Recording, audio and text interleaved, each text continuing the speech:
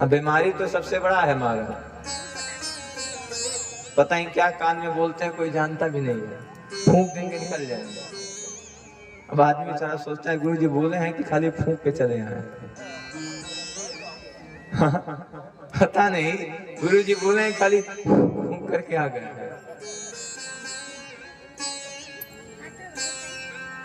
गुरु मंत्र की जो शक्ति होती है वो चाहे आपके ऊपर जितनी विपत्ति हो, चाहे जितना दुख है, लेकिन आपको अगर गुरु मंत्र गुरु वेद के द्वारा मिला हुआ है तो मंत्र ही आपके लिए राम बाण का काम करेगा।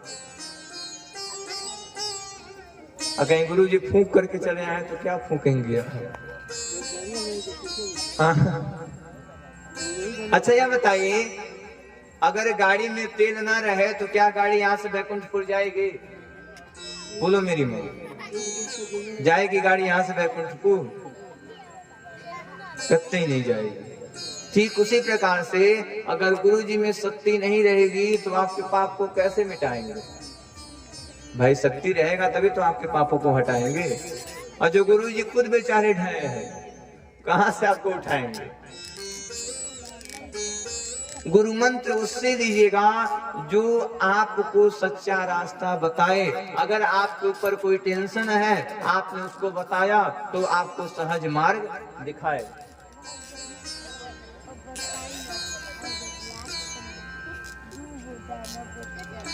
क्यों? क्योंकि आप सभी लोग एक छोटे से फूल हैं। फूल को अगर मंदिर में चढ़ाया जाएगा तब फूल को भी प्रणाम किया जाएगा, और अगर उसी फूल को एक कीचड़ में फेंक दिया जाए तो फूल का कोई महत्व नहीं, कोई महत्व रहेगा? वो फूल अगर मंदिर में चढ़ा तब तो उसका महत्व बन गया, वो भगवान के साथ लग गया। लेकिन अगर वही फूल कोई कीचड़ में फेंका फिर उसे कोई देखेगा? हाँ, कोई नहीं देखने वाला। इसीलिए जीवन में गुरु मंत्र भी सोच समझ के लीजिएगा।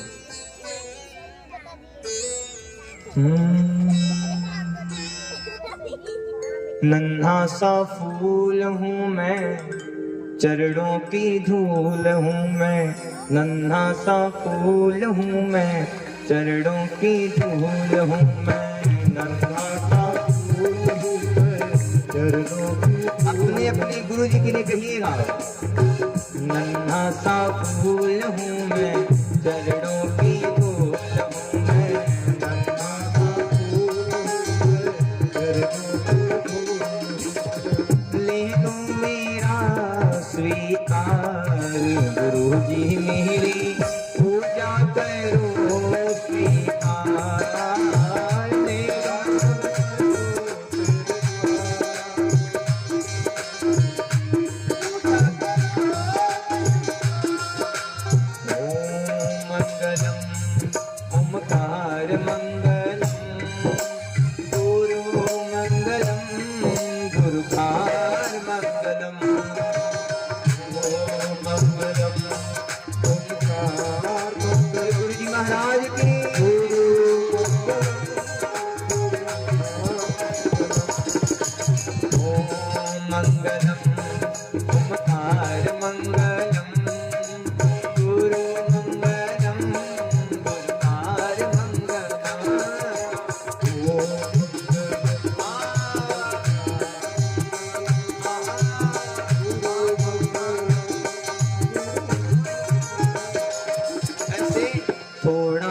धुल मिल जाए, मुरझाया फूल खिल जाए। थोड़ा सा धुल मिल जाए, मुरझाया। हे गुरुजी, हे गुरुजी, अगर थोड़ा सा भी आशीर्वाद आपका हमारे ऊपर लग गया तो मेरा उजला हुआ जीवन संवर जाएगा। थोड़ा सा गुड़ मिल जाए, मुरझाया फूल खिल जाए। थोड़ा सा गुड़ मिल जाए, मुरझाया गुड़ मिल जाए, मुरझाया फूल खिल जाए।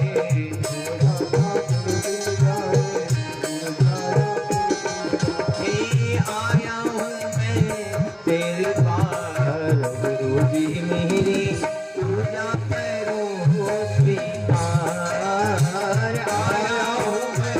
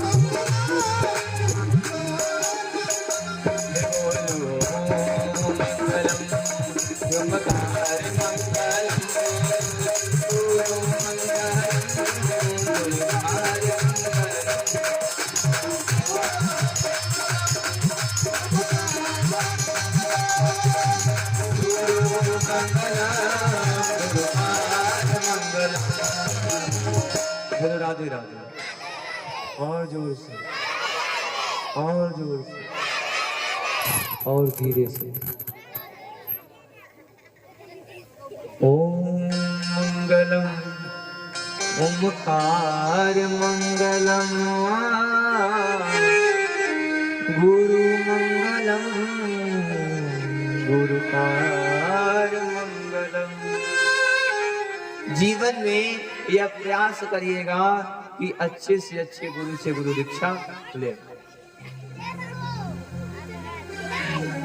बोलो भागवत भगवान की, बोलो कृष्ण कन्हैया लाल की जय। कल सभी लोगों ने बड़े भाव से भगवान की कथा को श्रवण किया।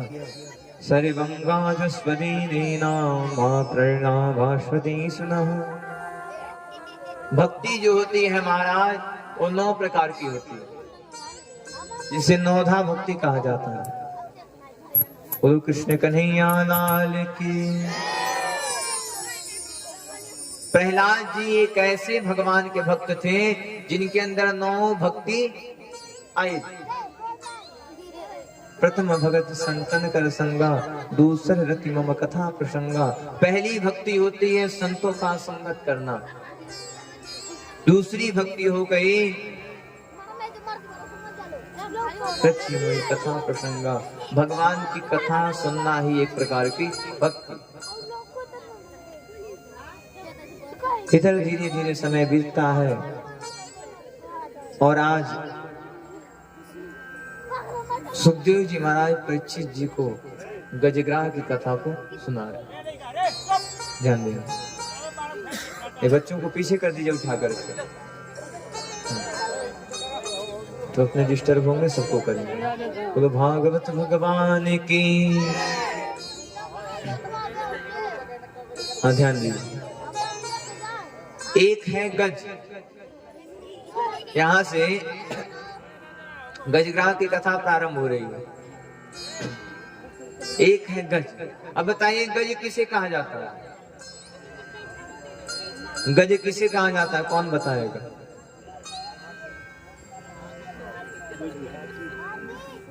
हमारे जजमान जी बता दिए हैं। बताइए गज किसे कहा जाता है? उसे के कहा बोले करते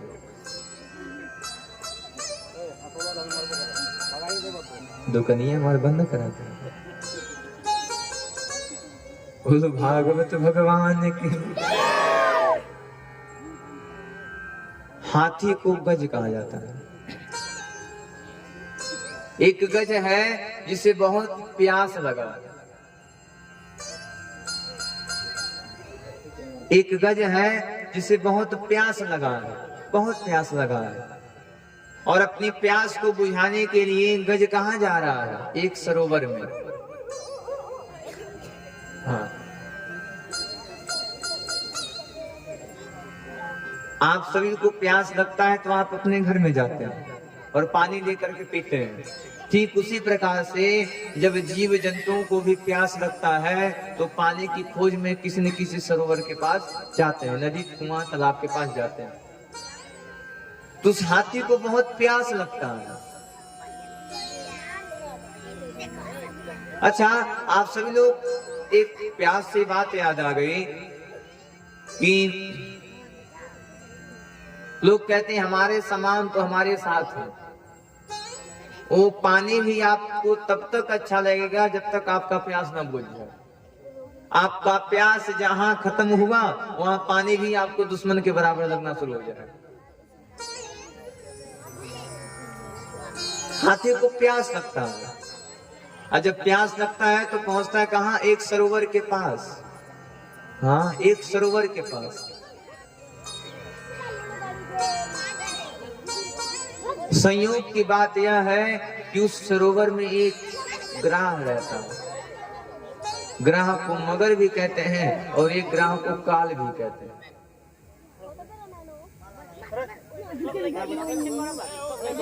हाँ, बोलो भागवत भगवान की। सब लड़के ही जाता है। हाँ, हमको लगा तुम और ही गाने थे। बोलो कृष्ण कन्हैया लाल की। आज उस सरोवर में एक ग्राह है, यानी कि एक मगर है। हाँ, एक मगर है।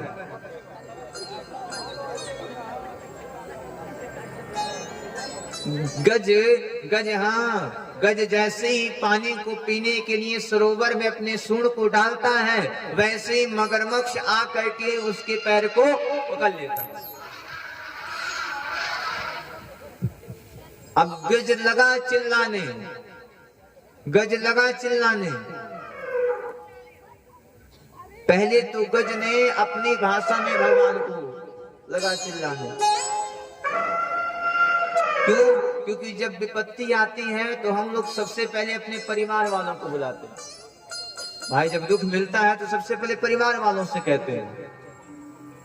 तो मेरी माँ, हाँ ठीक उसी प्रकार से यह गज भी सबसे पहले अपने परिवार वालों को बुलाया। अरे जल्दी आओ, मगर मेरा पैर पकड़ लिया है, पानी में खींच रहा है। खूब जोरों से बुलाता है, खूब बुलाता है।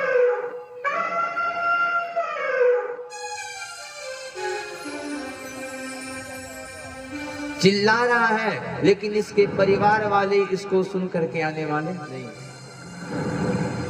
इसके परिवार वाले देख रहे हैं, अगर हम गए कहीं इसका पैर छोड़ करके हमारा पैर पकड़ लिया तो हमें भी मर जाएगा। मेरी माँ, ठीक उसी प्रकार से हमारे ऊपर जब विपत्ति आती है तो हम लोग सबसे पहले अपने परिवार वालों के पास जाते हैं। परिवार वालों से कहते हैं। हाथी ने देखा कि अब मुझे कोई नहीं बचाने वाला है, अब मैं मरने वाला हूं, और जब अंतिम समय आता है तब हाथी भगवान को बुला रहा है। कृष्णाय वासुदेवाय हरे परमात्मने प्रणतक्लेशनाशाय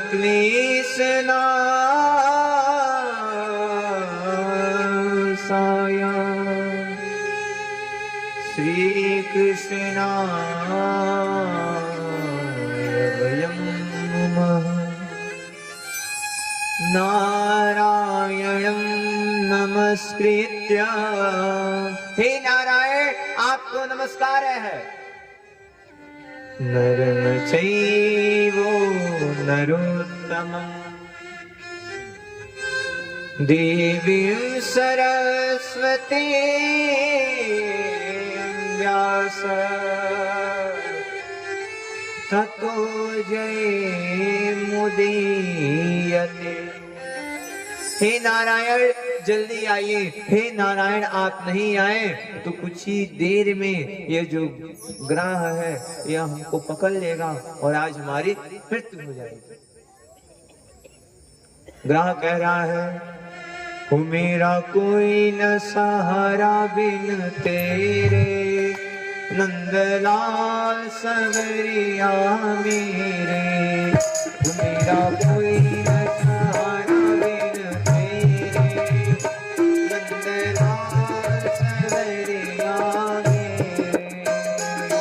मेरा कोई न सहारा बिन तेरे, नंदलाल सवरिया मेरे। हो मेरा कोई न सहारा बिन तेरे, नंदलाल सवरिया मेरे।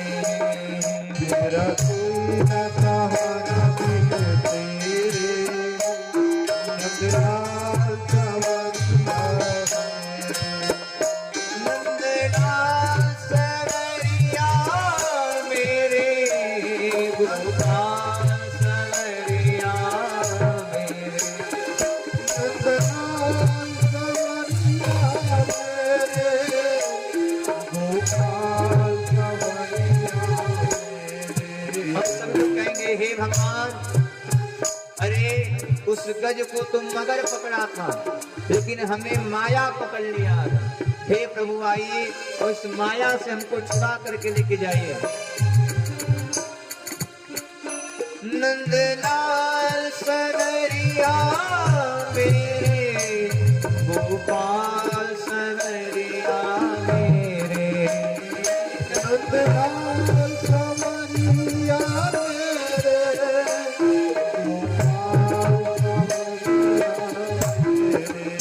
ओ मेरा कोई न सहारा बिन तेरे, नंदलाल सवरिया मेरे, मेरा कोई न सहारा बिन तेरे, गोपाल सवरिया मेरे। मेरा कोई न सहारा बिन तेरे, गोपाल सवरिया मेरे, मेरा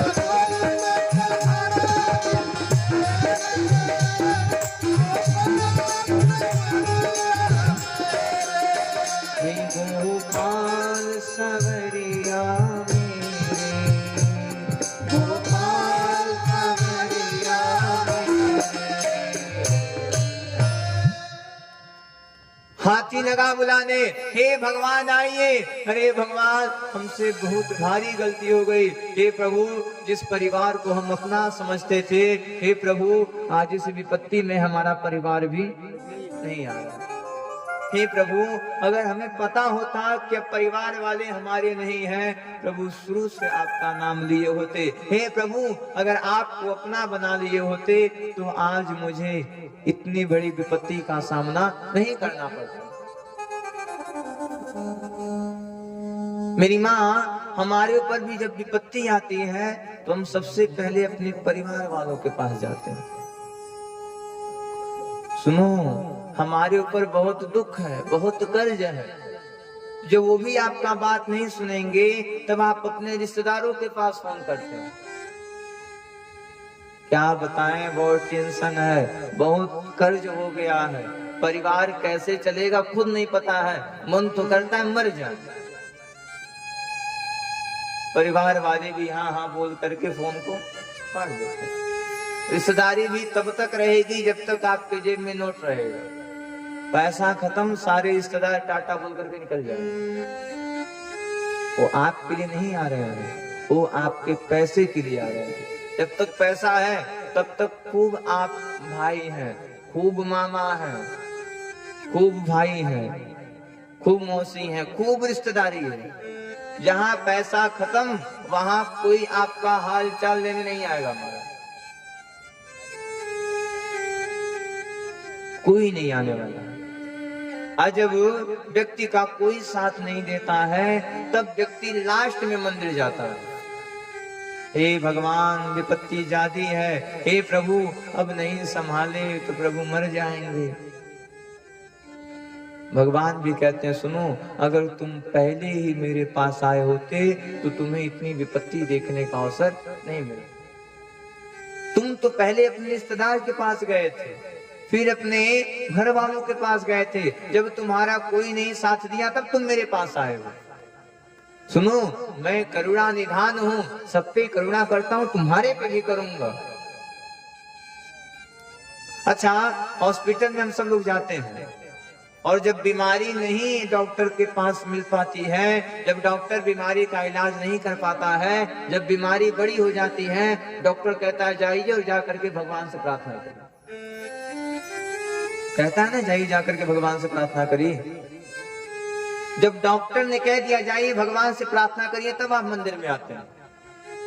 अगर शुरू से भगवान का पूजा किए होते, शुरू से भगवान का नाम लिए होते तो आज हॉस्पिटल देखने का अवसर नहीं मिलता। आप अंतिम में भगवान को बुलाते हैं। कल द्रौपदी मैया ने कब बुलाया भगवान को? अंतिम में बुलाया। जब कोई नहीं आया तब भगवान को बुलाया जाता है। जब कोई साथ नहीं देता है तब लोग भगवान के पास जाते हैं। इसीलिए पहले ही भगवान को अपना बना लीजिए।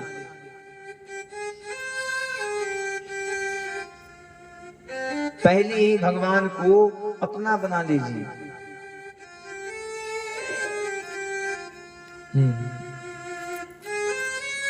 प्रयास करिए कि वो भगवान आपके पहले ही हो जाए।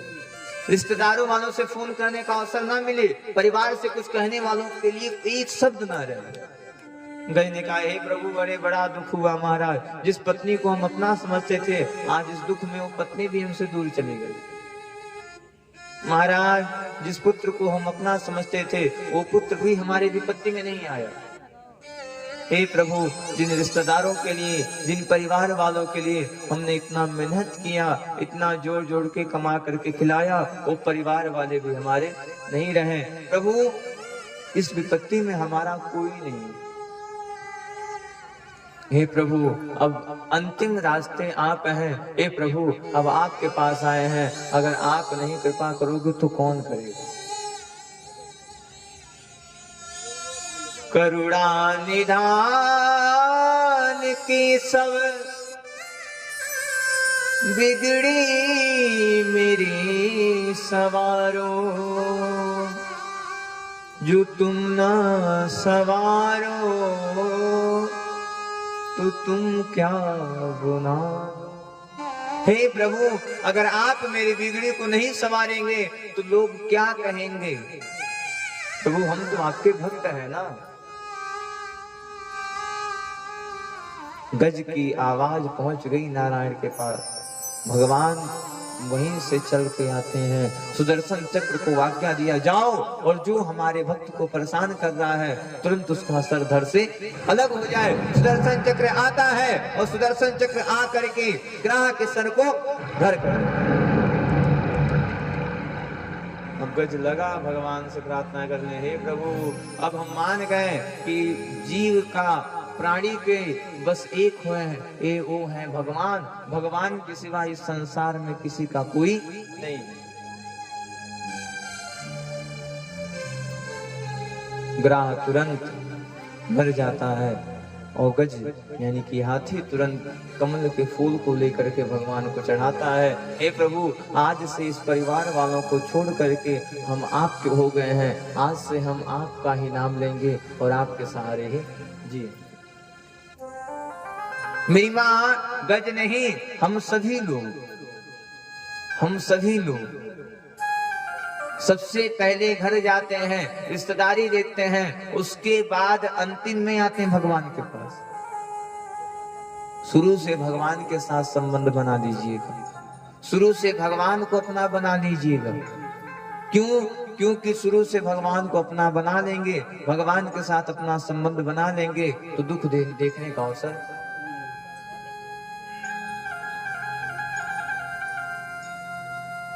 सुखदेव जी कहते हैं, परीक्षित जी जो भी इस गर्जिका की कथाओं को श्रद्धा भाव के साथ श्रवण करता है वो भगवान के परम धाम को प्राप्त होता है। इधर परीक्षित जी कह रहे हैं, महाराज मैं सुना था कि एक बार देवता और दैत्य में सुर संग्राम भी हुआ था। सुखदेव जी ने कहा, ए महाराज तो कृपा करके इस कथा को विस्तार से सुनाइए। महाराज कृपा करके इस कथा को विस्तार से बताइए, विस्तार से सुनाइए। अब यहां से समुद्र मंथन की कथा प्रारंभ हो रही है। देवता और दैत्यों में खूब लड़ाई होता है, खूब मारपीट होता है। किसके लिए? अमृत के लिए। देवता ने कहा सुनो, शांत हो जाओ। दैत्यों ने कहा सुनो देवता, चलो इस समुद्र का समुद्र मंथन करते हैं। मंथन में से जो निकलेगा उसमें से आधा आधा।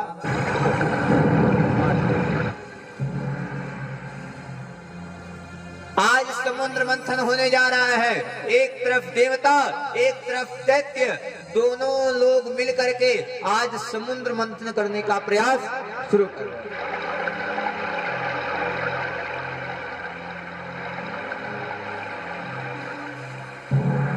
इधर दोनों लोग मिल करके आते हैं। लोगों ने कहा महाराज मंथन करने के लिए रस्सी की आवश्यकता पड़ेगी। रस्सी कहां से लाया जाए? बगल में वासुकी नाग जा रहे थे। दैत्य ने कहा महाराज रुक जाइए। वासुकी ने कहा बताओ मेरा काम कहां आ गया? दैत्य ने कहा सुनिए समुद्र मंथन होने जा रहा है, आपको रस्सी बनना है, आप ही से मथा जाएगा।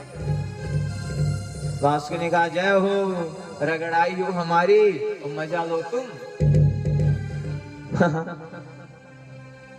मेहनत करें हम, मजा लोगे तुम। दत्त ने कहा सुनो महाराज, जो मिलेगा उसमें से आधा आपको भी दिया जाएगा। कहा तब चलो, तब बढ़िया है, 50-50 रहेगा, आधा तुम्हारा और आधा हमारा।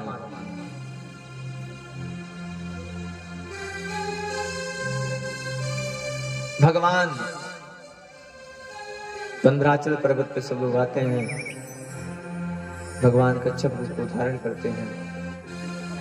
इधर समुद्र मंथन होने जा रहा है, देवता पहले से होशियार हैं।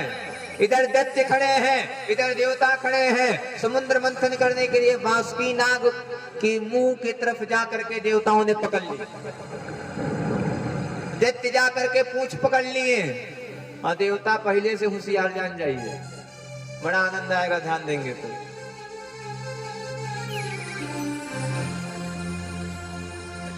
दैत्य ने कहा देखो महाराज, देवता होशियारी कर रहे हैं, बासुकी नाग के मुंह की तरफ जाकर के पकड़े हैं, अमृत निकलेगा तो अमृत लेकर के भाग जाएंगे, पीछे हम खड़े हैं कुछ नहीं पाएंगे। एक दैत्य क्या, सुनो देवताओं, तुमसे ज्यादा होशियार हम नहीं है, सुनो तुमसे ज्यादा होशियार हम हैं, तुम पीछे जाओ हम आगे रहेंगे। देवताओं ने कहा बस यही तो चाह रहे थे। क्यों? क्योंकि जब मंथन होगा तो बासुकी नाग को दर्द होगा, जब दर्द होगा तो मुंह में से विष फेंकेगा, उस विष से आधे दैत्य ही मर जाए। देखिए देवता पहले से होशियार है। हाँ हाँ जाओ, आओ आओ, मुंह पकड़ो, हाँ तुम ही लेके जाना, आओ। तो जान रहे किसका भलाई होने वाला है, आओ आओ तुम ही लेके जाना। दैत्य मुंह को पकड़ लिए, देवता पूंछ को पकड़ लिए, मंथन होना शुरू हो गया। और मंथन होते होते बासुकी नाग को जैसे ही दर्द हुआ, बासुकी नाग विष फेंकना शुरू कर दिया, आधे दैत्य विष से ही मर गए। दैत्य ने कहा जय हो देवता, जान रहे थे तुम लोग यही होशियारी करोगे, हमारे आधे मित्र तुम मर गए। देवताओं ने कहा और आगे आगे रहो, जे आगे आगे रहना, नहीं तो बनी जाना, नहीं तो कुटाइए जाएगा। आगे आगे जो रहता है नहीं तो बनी जाएगा, नहीं तो खूब बढ़िया से रहता वसन हो ही जाएगा।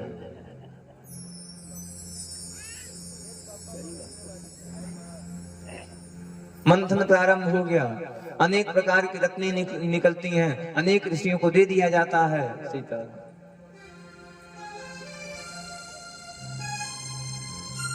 दे दिया जाता है। इधर मंथन करते करते अब देवताओं को लग रहा है कि अमृत निकलने वाला है। मंथन फिर प्रारंभ हो गया, मंथन चल रहा है, और मंथन करते करते उस समुद्र मंथन में से हलाहल नाम का विष उत्पन्न होता है। यह विष इतना खतरनाक है कि अगर एक बूंद भी पृथ्वी पर गिर गया तो सारा पृथ्वी जल करके भस्म हो जाएगा।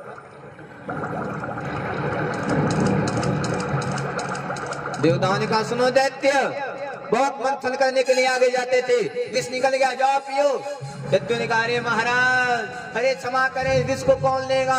देवताओं ने कहा सावधान हो जाओ, विष की एक बूंद अगर पृथ्वी पर गिरी तो सारा पृथ्वी जल करके भस्म हो जाएगा, सुनो ध्यान दो। दैत्य ने कहा अरे महाराज क्या किया